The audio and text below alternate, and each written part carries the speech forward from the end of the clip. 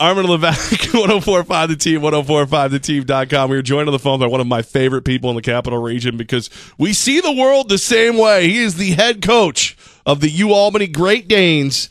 Coach Gattuso, what can we expect from this week's game? You got two very evenly matched teams. I think we both have the same type of teams right now. We're both very young. We're both trying to build a program in an extremely tough conference. I have a lot of respect for the coaching staff there, and Coach Fleming. I've known him for years. They do a good job, and it's going to be a really entertaining football game, and it's one that I think both teams, if you can have a must-win game in your second week, this is it, because we both need to get away from a rough start and get the ship. Coach, you got a great message that you share. It's not just about football. It's about representing the community.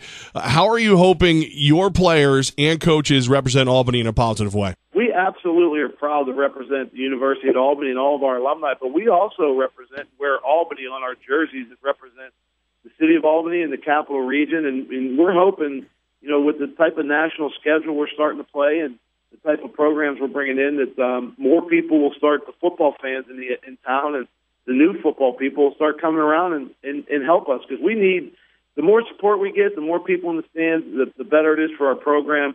It helps us in recruiting. It helps us on game day, and it's just generally a fun atmosphere. And our athletic director, Mark Benson, there's a big push with having fun and all the things kids like, inflatables and games, and the food has been upgraded, and all those things are we're trying to make a great game day for our fans.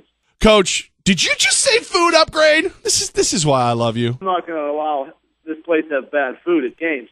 Armin Levac, 1045 The Team, 1045theteam.com. Greg Gattuso on the phone, coach of the Albany Great Danes football program. So your home opener is tomorrow at 3:30. Last week you played your first ever FBS school, the Buffalo Bulls. Not a great game as far as the score looks, but what do you take away from that loss? What do you teach your team?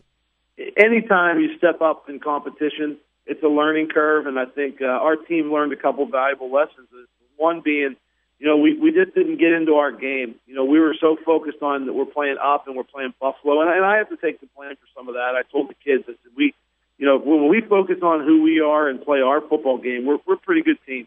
And I think we went up there and we were a little undisciplined, made some some mistakes, some youth and some just undisciplined mistakes, and it hurt us. I think we started the game really well. We played well in stretches.